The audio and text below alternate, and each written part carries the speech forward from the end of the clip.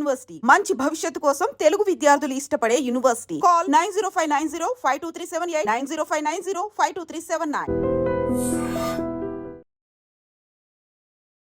First మనం మూసీ గురించి మాట్లాడుకుంటే ఎందుకు ఒక చిత్తశుద్ధి ఉంది, మేము ముందుకు పోతాము అని చెప్పడం ఓకే, కానీ అంత తీవ్ర స్థాయిలో రెస్పాండ్ అవ్వాల్సినటువంటి పరిస్థితులు ఏమున్నాయి? ఎందుకని అంత మాట్లాడుతున్నారు? తెలంగాణలో గౌరవ ముఖ్యమంత్రి రేవంత్ రెడ్డి నాయకత్వాన ప్రజాపాలన వచ్చిన తర్వాత ప్రజలకు సంక్షేమ పథకాలు ఒక దిక్కు, ప్రజాపాలన ఒక దిక్కు, అభివృద్ధి ఒకవైపు, సంక్షేమం ఒకవైపు ముందుకు పోతుంటే మాజీ ముఖ్యమంత్రి కేసీఆర్ కానీ, హరీష్ రావు కానీ, కేటీఆర్ ముగ్గురే, ఇక ఆ పార్టీలో మిగిలింది ముగ్గురే. ప్రతిదాన్ని వాళ్ళు ఏదో స్కామ్లు చేసినట్టుగా మేము కూడా స్కామ్లు చేస్తున్నామని ప్రజలను తప్పుదోవ పట్టేయడానికి ఇలా ముఖ్యంగా తెలంగాణలో మేము వచ్చినటువంటి 24 గంటల్లో 2 స్కీములు ఇంప్లిమెంట్ చేసినాం. తల్లి సోనియం ఇచ్చిన అభ్యాసం 6 గ్యారెంటీలో ఒక్కొక్కటి ఇంప్లిమెంట్గా చేసుకుంటూ పోతుంటే ముఖ్యంగా తెలంగాణలో మహిళలకు పెద్దపీట వేసి తెలంగాణ మహిళలకు వస్తున్నటువంటి గౌరవం, నిరుద్యోగుల నుంచి వస్తున్నటువంటి ఆదరణ, యువకుల నుంచి వస్తున్నటువంటి ఆదరణ చూసి ఓర్వలేక మేము ఏ పని చేద్దామన్నా దాంట్లో అడ్డుపుల్లు వేసినట్టేసి వాళ్ళ పింక్ మీడియా ద్వారా దుష్ప్రచారం చేస్తున్నారు. మీరందరూ మూసీ మీద తీసుకుందాం. మూసీ పునర్జీవం పోస్తని గౌరవ మాజీ ముఖ్యమంత్రి కేసీఆరే దానికి మూసీ రివర్ బోర్డు కార్పొరేషన్ ఏర్పాటు చేసిండు. ఆ కార్పొరేషన్ కూడా కాంగ్రెస్లో గెలిచిన ఎమ్మెల్యేని తీసుకుపోయి దానికి చైర్మన్ చేసిండు. అది మీకు తెలుసు.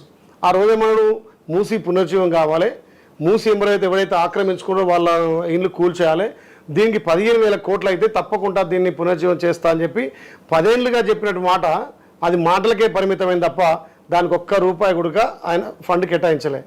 మా గౌరవ ముఖ్యమంత్రి వచ్చిన తర్వాత ఏదైతే వికారాబాద్ కొండల్లో బుట్టి హైదరాబాద్, ఉమ్మడి నల్గొండ, రంగారెడ్డి ఆ పరివాహక మూసీ పరివాహక ప్రాంతాలు పడుతున్నటువంటి ఇబ్బందులు నిజంగా మొన్న మా ముఖ్యమంత్రి గారు చెప్పారు, ఒక్కరోజన్నా మీరు ఈ మూసీ పక్కన వచ్చి నిలబడి మీరు ఒక్కరోజు గడపగలుగుతారా అని చెప్పి.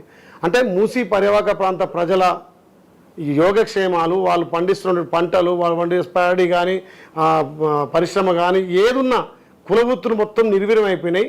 ఆ ప్రజలకు మనం ఏమైనా చేయాలి, తప్పకుండా మూసీ ప్రక్షాళన చేసి తీర్థం. అది కూడా పీపీ పద్ధతి, అంటే పబ్లిక్ భాగస్వామ్యం ప్రైవేట్ భాగస్వామ్యంతో నిధులు వెచ్చిచ్చి కేంద్రం రిపోర్ట్ తీసుకొని దాన్ని డిపిఆర్ తెచ్చి చేసాం. దీనితో పాటు ఔటర్ రింగ్ రోడ్ కానీ మెట్రో 2వ దశ పనులకు వీటన్నిటిని చేయడానికి ₹1,50,000 కోట్ల ఖర్చు అవుతుందని చెప్పి దానికి ఒక మాట చెప్పడం జరిగింది. అప్పుడే డిపిఆర్ వచ్చినట్టుగా, అప్పుడే మేము మూసీ సుందరీకరణ డబ్బులు ఖర్చు పెట్టినట్టుగా అసలు ఇప్పటి వరకు డిపిఆర్ రాలేదు. మేము కేంద్రానికి నివేదిక పంపినాం, ఎక్కడ కూడా రూపాయి ఖర్చు చేయలేదు. అప్పుడు దాని మీద 25,000 కోట్లు ఏది రేవంత్ రెడ్డి గారు తిన్నారని, ఏదో మూసీల స్కామ్ జరిగిందని, వాళ్ళు ఏదైతే కాళేశ్వరం స్కామ్ కానీ, మిషన్ భగీరథ స్కామ్ కానీ, మిషన్ కాకతీయ స్కామ్ కానీ, వాళ్ళ చెల్లె లిక్కర్ స్కామ్ కానీ వీటన్నిటిని చూసుకొని ప్రతి దాంట్లో ఈరోజు నిన్న చూడండి పేపర్కు ఈ రోజుది 55 కోట్లు ఏ ప్రభుత్వ అనుమతి లేకుండా, మంత్రివర్గ తీర్మానం లేకుండా 55,000 కోట్లు విదేశ కంపెనీలకు కంటగట్టిండు. అంటే ప్రతి దాంట్లో ఉంది.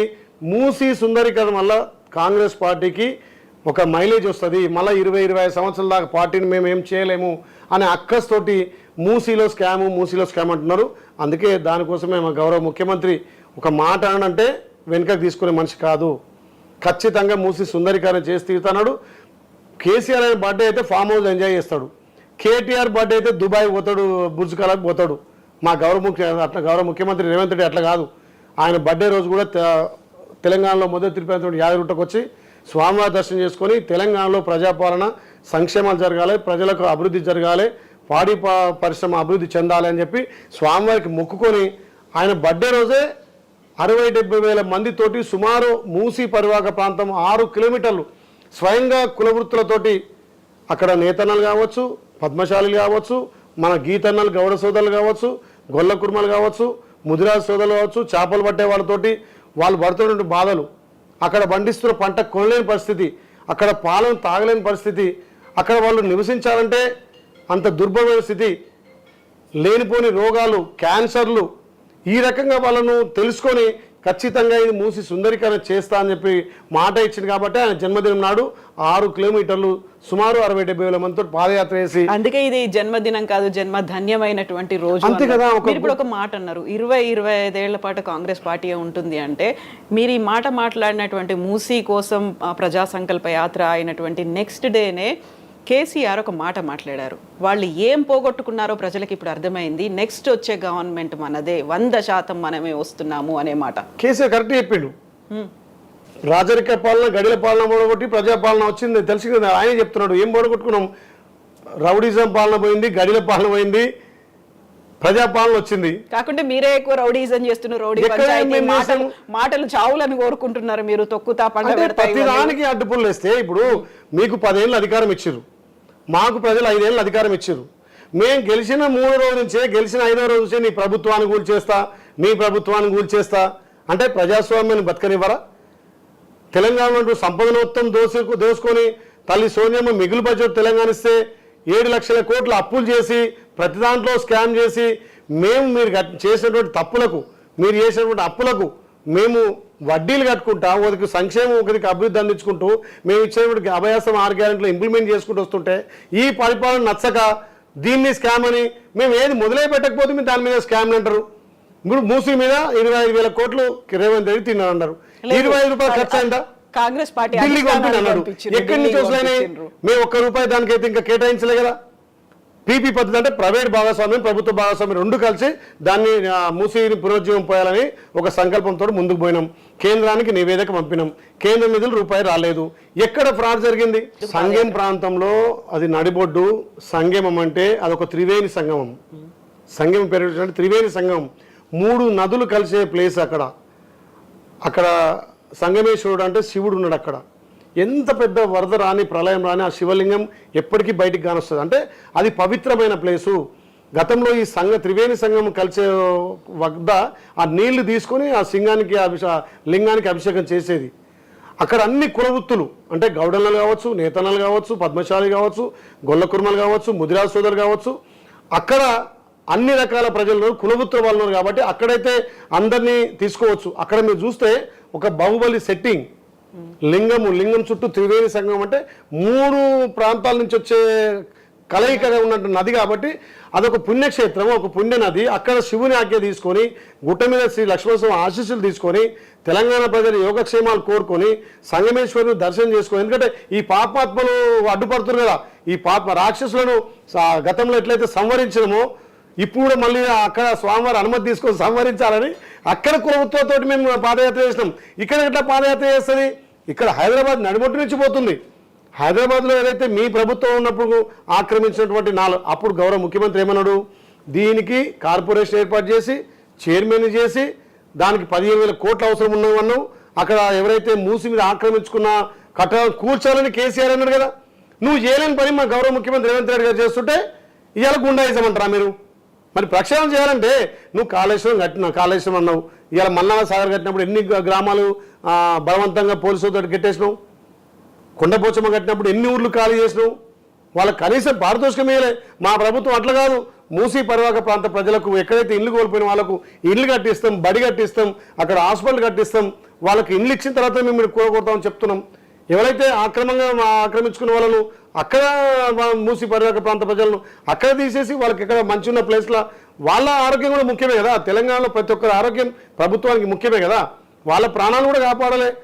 నువ్వేమో చల్లగా ఫామ్ హౌస్లం అంటావు, మా ప్రజలేమో మూసి పరివాహక ప్రాంత ప్రజలు ఉండి జబ్బులతోటి కాళ్ళ వంకర, మెడ వంకర, పక్షపాతాలు, క్యాన్సర్లు, వీటిని మా తెలంగాణ ప్రజలు నువ్వు చేయలేని పని మేము చేస్తున్నామనే అక్కస్తోటి మూసి ఆపదం చూస్తున్నారు. అందుకే మా గౌరవ ముఖ్యమంత్రి కోపం వచ్చింది. ఎవడన్నా అవునన్నా కాదన్నా మూసి సుందరీకరణ జరగాల్సిందే. మీరు అడ్డం వస్తే తొక్కుట పోతాం అన్నది వాస్తవం. తొక్కుట పోతాం. ఇలా మేం కాదు, అక్కడ మూసి పరివాహక ప్రాంత ప్రజలు, అక్కడ మూసి బాధితులే మిమ్మల్ని అక్కడ బొందబెట్టే రోజులు దగ్గర పడ్డాయి. అందుకే కదా ఒక్క పిలుపు మేరకు ఇంచుమించు 70 నుంచి 80,000 మంది మా గౌరవ ముఖ్యమంత్రి మా జన్మదినం అయినా ఒక పిలుపు మేరకు వచ్చి పాదయాత్ర చేసిరు. అంటే మా ప్రజలకు మూసి బాధిత పరివాహక ప్రాంత ప్రజలకు ఒక నమ్మకం కలిగింది. అరే రేవంత్ రెడ్డి మాకు దేవుళ్ళకి వచ్చి మా మూసిని సుందరీకరణ చేస్తుంటుండు, మాకు బతుకల మీద ఆశ వచ్చింది, మా ప్రాంతం కూడా అభివృద్ధి అవుతుందని ఒక ఆశ పుట్టిన తర్వాత ఆ ఆశ మీద నీళ్లు చల్లాలని రామారావు, ఈ హరీష్ రావు దొంగ నాటకాలు ఆడుతుంటే కోపం రాకపోతే వస్తుంది. అంటే మా ఓపికను ఇంకా కూడా అడ్జేస్తున్నారు. మా గౌరవ ముఖ్యమంత్రి రైతు బంద్ వేస్తే తెలంగాణ రాష్ట్రంలో రైతులకు ఒక మంచి గొప్ప వరం. భారతదేశంలో ఏ ముఖ్యమంత్రి కూడా ఇంత పెద్ద సాహసోపేతం చేయడు. తల్లి సోనియమ్మ మిగులు బడ్జెట్ తెలంగాణ ఇస్తే ఈ దుర్మార్గులు పందికొక్కుల మెక్కి తెలంగాణను 7 లక్షల కోట్ల అప్పులు, 7,000 కోట్ల అప్పులు 7 లక్షల కోట్ల అప్పులు చేసి ఇవాళ మీరు చేసిన అప్పులకు మేము వడ్డీలు కట్టుకుంటా సంక్షేమం అందిస్తుంటే రాష్ట్రాన్ని కొల్లగొట్టింది కాక మేము 22 లక్షల రైతులకు ఏకకాలంలో అంటే సుమారు 25 రోజులనే 18,000 కోట్లు రుణమాఫీ చేస్తే రుణమాఫీ కాలేదంటాడు. దాని మీద మహిళలకు మేము ఉచితంగా ఆర్టీసీ ఇస్తే మహిళలకు ఉచిత ఆర్టీసీ ఇవ్వలేదంటాడు. 500కే మా అక్క చెల్లెలకు గ్యాస్ ఇస్తే గ్యాస్ దుబారా అంటాడు. ఇలా ప్రతి ఇంటికి ఒక పేదోడికి 200 యూనిట్లు ఉచితంగా విద్యుత్ అందిస్తున్నాం. 200 యూనిట్లు మేము ఫ్రీ ఇస్తున్నాం. ఈ రకంగా మేము సంక్షేమాలు ఇస్తున్నాం. మీరు ఇవ్వలేనటువంటి ఉద్యోగాలు డిఎస్సి 10 ఏళ్ళలో మీకు డిఎస్సి వేయలే. ఇలా డిఎస్సి వేసి మా టీచర్లు అంతా కూడా దసరా సంబరాలు చేసుకున్నట్టుగా డిఎస్సి వేసి 15 రోజులకి రిజల్ట్ ఇచ్చి నియామకాలు చేసినాం. కానిస్టేబుల్ నియామకాలు చేసినాం, నర్సు నియామకాలు చేసినాం, ఎన్నో వేకెన్సీ పూర్తి చేస్తున్నాం. దీన్ని జీర్ణించుకోలేక మీరు 10 ఏళ్ళు మీకు అవకాశం ఇస్తే మీరు తెలంగాణ రాష్ట్రాన్ని కొల్లగొట్టి మేము 10 నెలల్లోనే మేము ఇచ్చిన హామీలతో పాటు గత ప్రభుత్వం చేసినటువంటి కొన్ని స్కీమ్లు కూడా మేము వచ్చుకుంటూ చేస్తుంటే ఇది నచ్చలేక దీని మీద ప్రభుత్వం దుమ్మెత్తిపోయాలంటే ఇది మరి కోపానికి దానికి దారి తీయదా? అంటే మేము మీరు అంటుంటే ఊరుకుంటే మా అసమర్థత అనుకుంటారు కదా ప్రజలు కూడా.